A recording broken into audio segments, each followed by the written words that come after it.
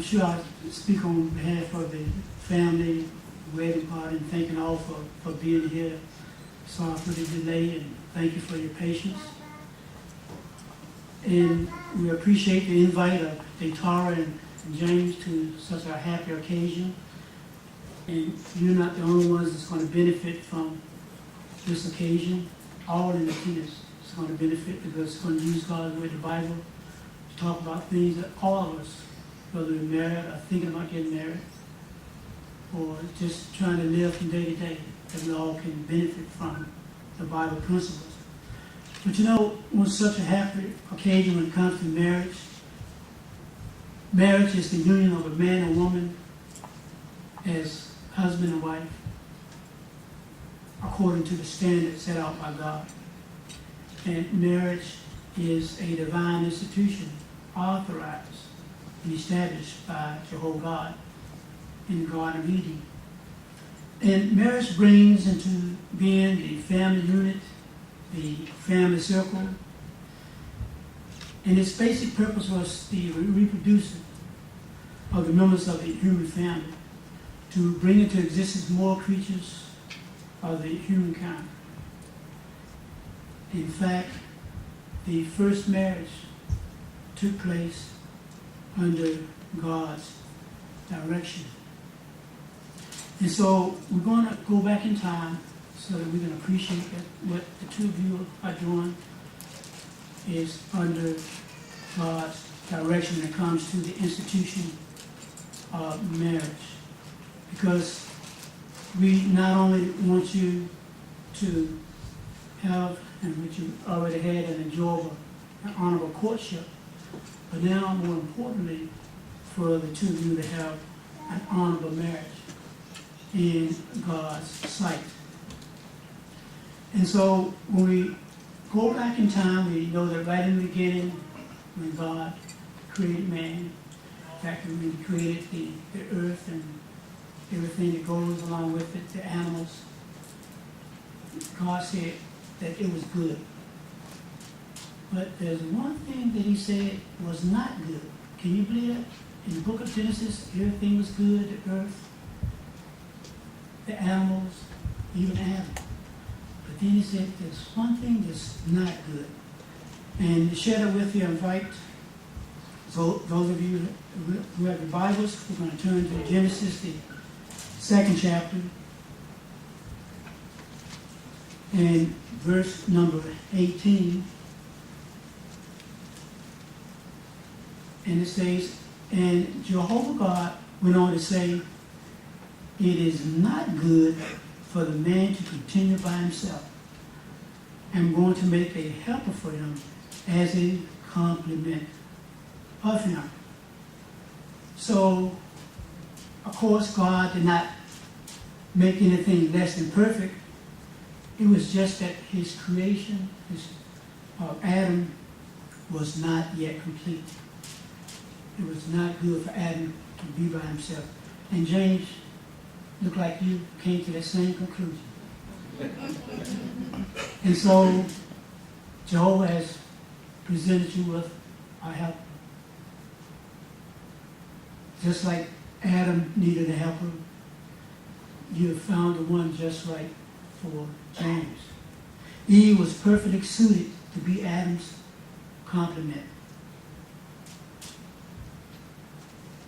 She would help him to care for the garden home, the animals, producing children, and providing the intellectual stimulus and support our true companionship based on Genesis, the first chapter, 26 through 30. How happy Adam would be for receiving such a beautiful gift from the Creator. And aren't you happy for your beautiful gift? Yes, in the book of Genesis, we're going to see just how happy Adam was.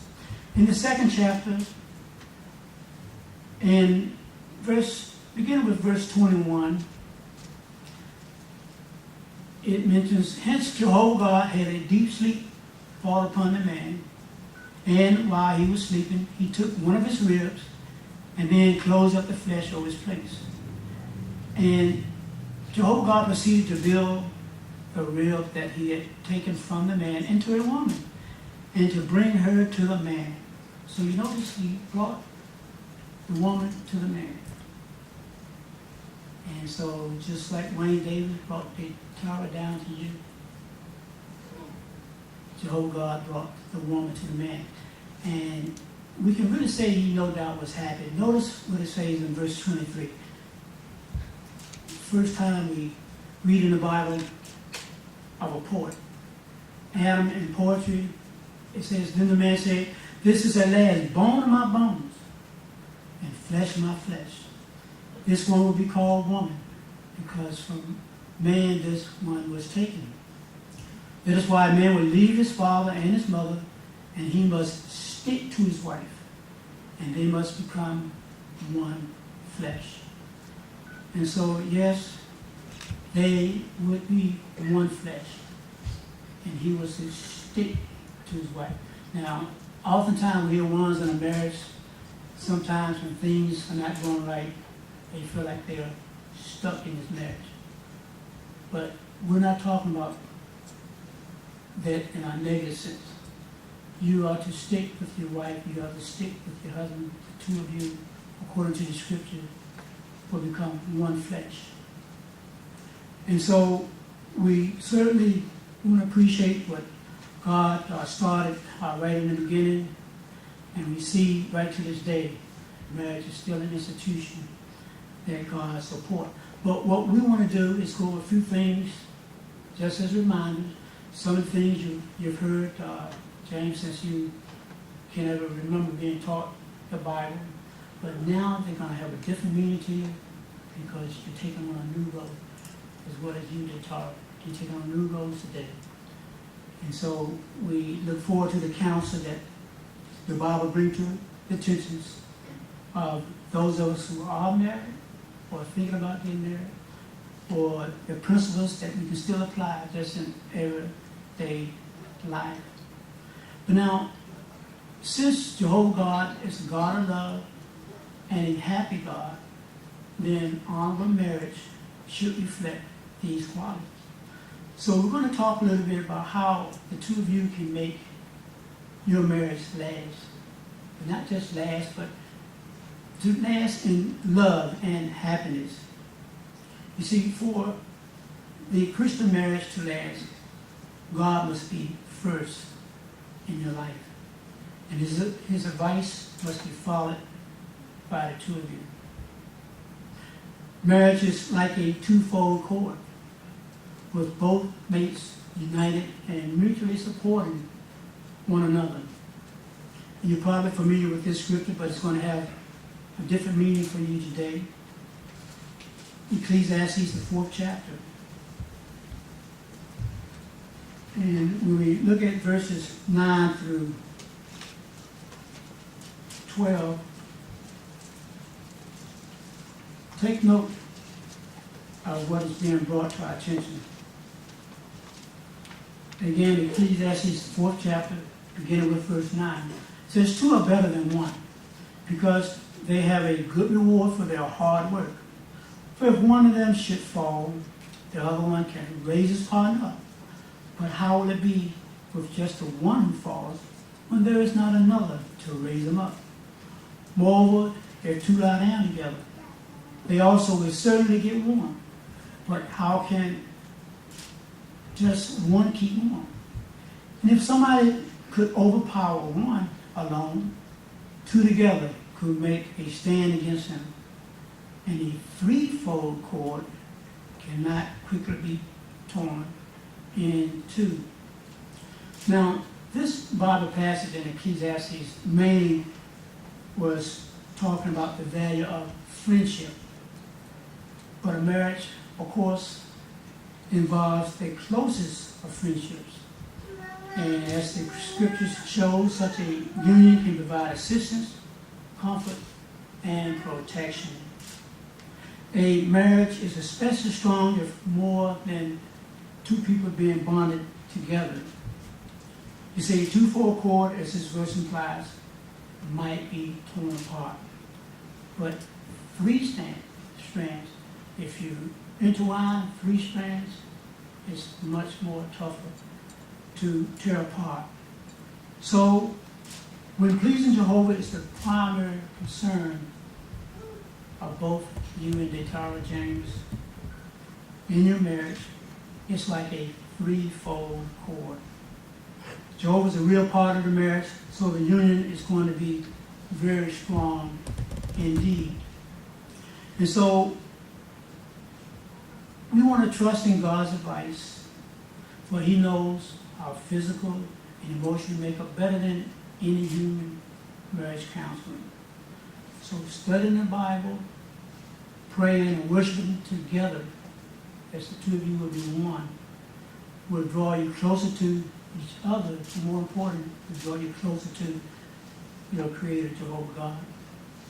So we're going to talk to you a little bit, James, first of all, because in order for your marriage to be honorable in God's sight, there are counsel that the Bible brings to our attention that you would do well to heed if you want to gain the deep respect that you deserve from DaeTara. You see, God has appointed you a certain role. In 1 Corinthians, the 11th chapter, I invite you to turn there.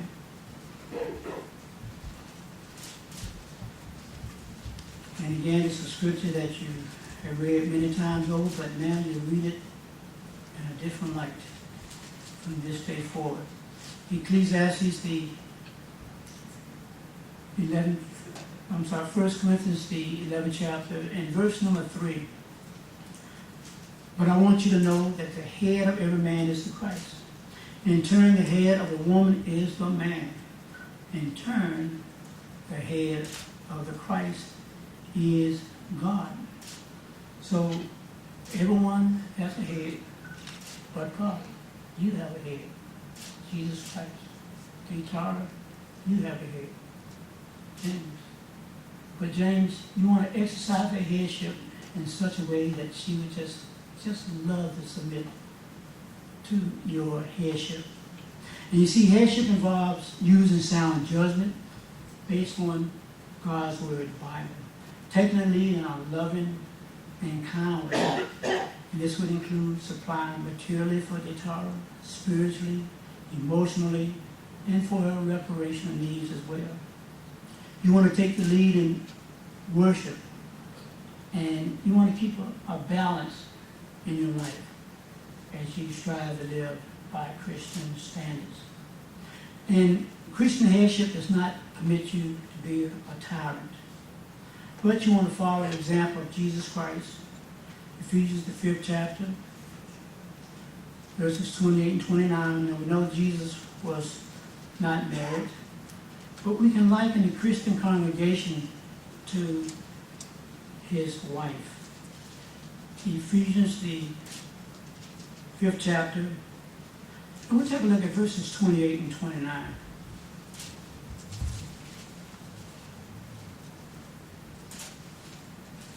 It says, in this way, husbands ought to be loving their wives as their own bodies. He who loves his wife loves himself.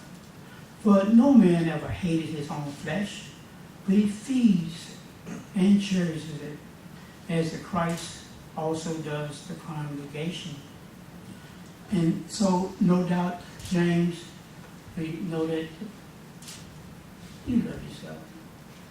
You probably love yourself better than you love yourself.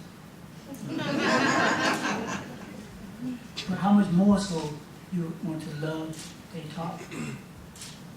And I'm sure if you, I know you like working on cars, and if ever you was working on the car and you maybe banged your finger and got a nick, you probably took care of it. You maybe put a bandage on it, maybe washed it down. You took care of it. And so it might come a time where you might get on DaeTara's nerve. In other words, just like that little nick. Well, what are you going to do? Well, just like you took care of that finger when you banged it, rather than take the hammer and beat it down some more, that would make no sense. But you would treat it with loving kindness, just like you would do that little finger that you nicked. And so it would make sense that you would be mild-tempered, a source of refreshment, because you love her just as you would your own body. And no sane man hates or is brutal to his own body, but feels its needs. And so you as a husband, you're not expected to be violent, angry with your wife, and you should not downgrade her. And so we also encourage at Colossians, the 3rd chapter, I invite you to turn there. Colossians, the 3rd chapter. And we'll take a look at verse number 19. It says, "You husbands, keep on loving your wives, and do not be bitterly angry with them." Now, one Bible scholar explained that the expression bitterly angry involves giving them either bitter words or blows, and even denying them their affection, care, provision, protection, and assistance that your mate would be due. Clearly, such behavior would be inappropriate for a Christian household. So a husband who exercises headship in the 11th way, James, stimulates a readiness in his wife to be in subjection to that headship. So take heed to the counsel. I know we went over a few studies where we went into more details, but just some time to remind us that we want you to carry into your marriage so that your marriage will be honorable in the sight of Jehovah God. And DaeTara, no doubt you want to be a wife who is dearly loved. And so the Bible shows that you have a role in the marriage that is a dignified one. 1 Peter, the 3rd chapter, I invite you to turn there. 1 Peter, the 3rd chapter. And we'll just read this in part. It says, "You husbands, continue dwelling in like manner with them, that is the wife, according to knowledge." And here's the point: assigning them honor as to a weak vessel. And so you have an honorable role. You're not inferior to James in God's eyesight. And James, you're not to treat her in an inferior way. But when you think about honoring somebody, you have the utmost respect for that person. And so, as a compliment, the wife is not a slave or an inferior person, but her recognition, DaeTara, of headship principle promotes the marital success and happiness. And so at Ephesians, the 5th chapter, and we'll take a look at let's look at verses 22 through 24. This is good counsel for Christian wives. Again, Ephesians, the 5th chapter.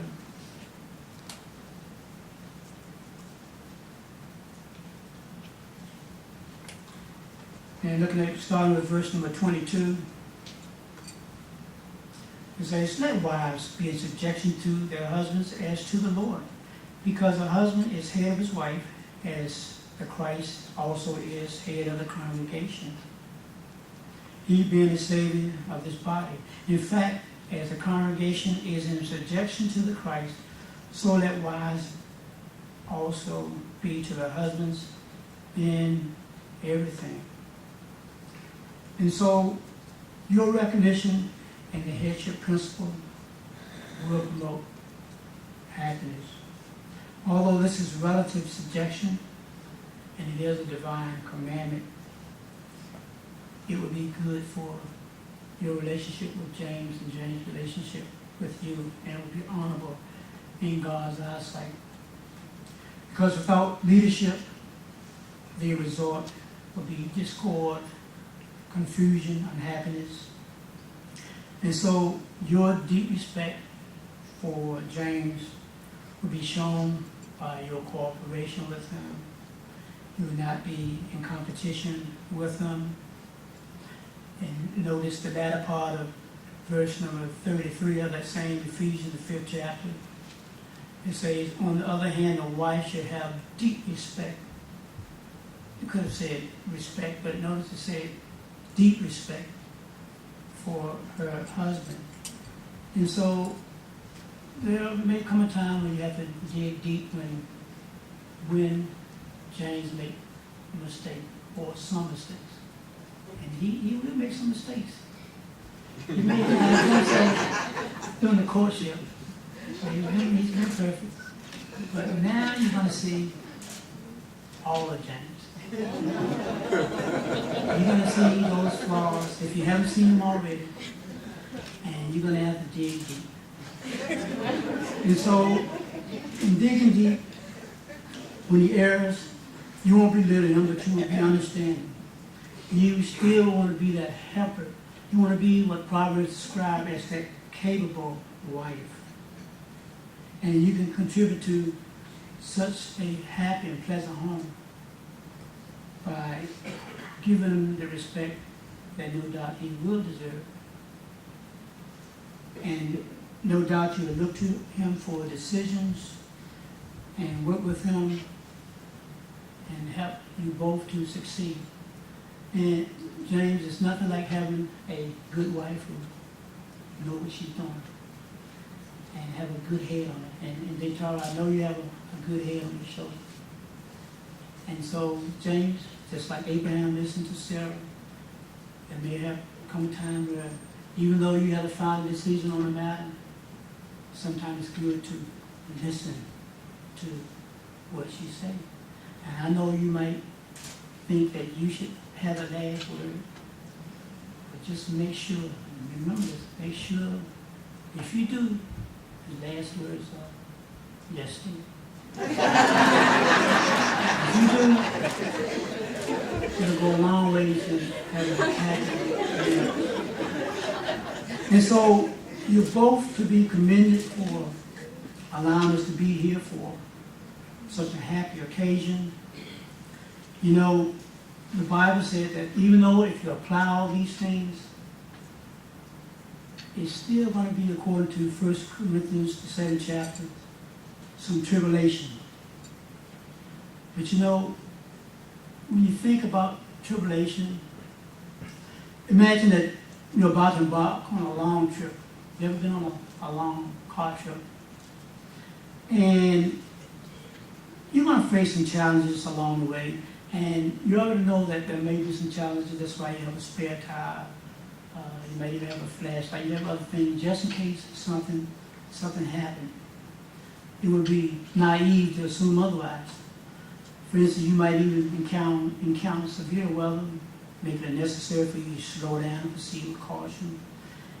At some point, you may even have a mechanical problem. I know you know how to work on cars, but it might be something just out of your control or something that you just can't handle. It might require you pulling over to the side and seeking help. Well, such a situation caused you to conclude that it was a mistake to start this journey and that you should abandon the automobile. It wouldn't make no sense, but you take care of whatever it is you need to take care of. And so it might be some mechanical breakdown in your marriage, might be a breakdown in communication, but never start thinking, well, what have I gotten myself into? But just work with one another, get through it. Just like if you drive along and you run out of gas, you don't just kick the car to the curb, so to speak, but you go out and get some gas, put it in there, and keep on traveling. And so when you feel like you're running out of gas in your marriage, you know, continue to come to the Christian meetings, continue to go out in the field ministry, continue to be among your brothers and sisters, and you got a room full of family, you might say our spiritual family, and our family members otherwise. Yes, you have a lot of support. And talk to some ones who've been married a few years, many years, they all probably have some good advice for the both of you. And so if we put into application what the Bible brings to our attention, just James, if you continue to work hard in being a husband who gains deep respect, applying Bible principles, if you both clothe yourselves with love and just see if you can just outgive each other. If you do that, then your problems will be at a minimum. And so look for ways to show love for your mate each and every day. Set aside time daily to just talk to each other. Maybe some small talk, but talk to each other. Set aside time to really listen to each other. And make it a habit to show kindness, even in little things, such as just by tender words and acts of affection. Doing so will strengthen your marriage. So there are many other points that we could go over. Time just will not allow us to do so. You've been waiting for this day. I know it seemed like a very long time, and now that day is here. And you're now about to take on a role, and this is where the challenge begins. This is where the hard work begins. Sometimes in courtship and dating, we see nothing but the good. Sometimes we see some bad, but we might overlook it. But again, now it's time to go to work. And we can make our marriage a success if we apply Bible principles, if we allow that threefold cord to be in existence, of course, that third cord being our Creator, Jehovah God. So, at this time, we're going to ask that all stand so that we can administer the vows. Okay, James, I'm going to start with you.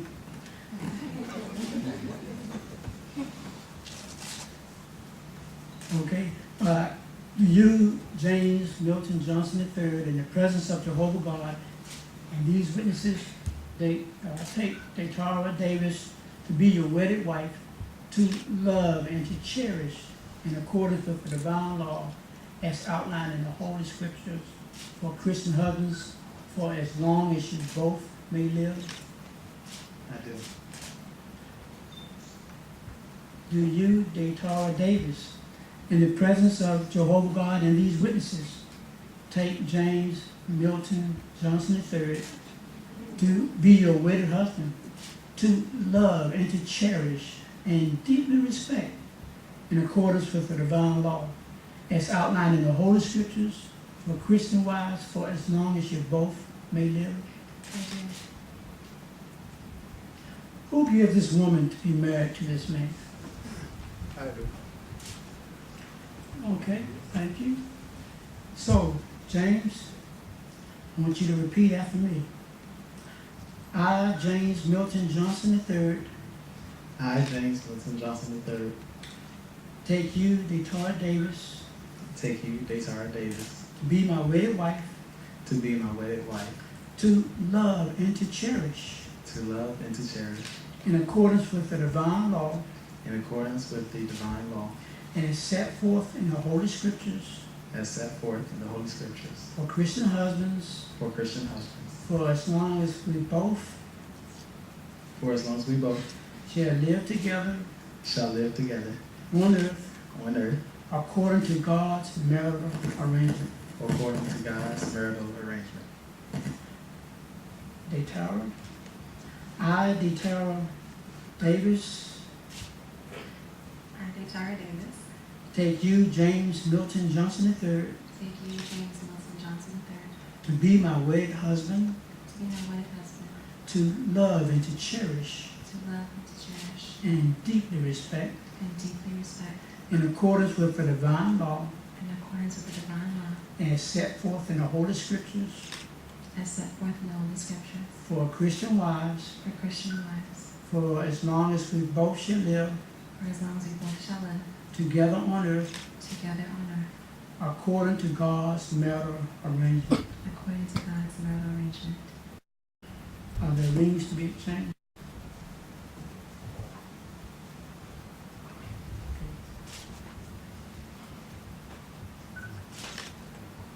Now, these rings are an outward and visible sign signifying to all the uniting of this man and this woman in the bonds of matrimony.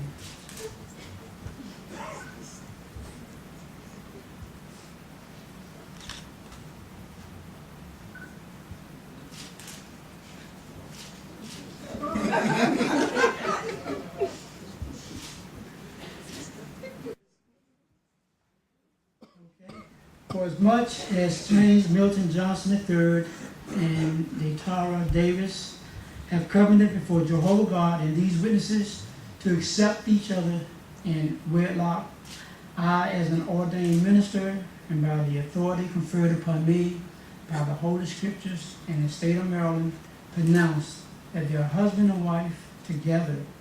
For God is yoked together, let no man put apart. Let us offer prayer to our Creator. And now, James, you may kiss your bride.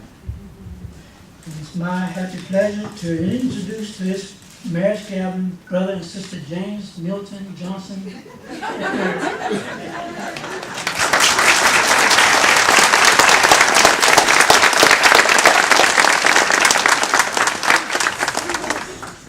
Now, the wedding party is going to be receiving have a receiving line down front. Those of you who will not be going to the reception, you're invited to come through the line.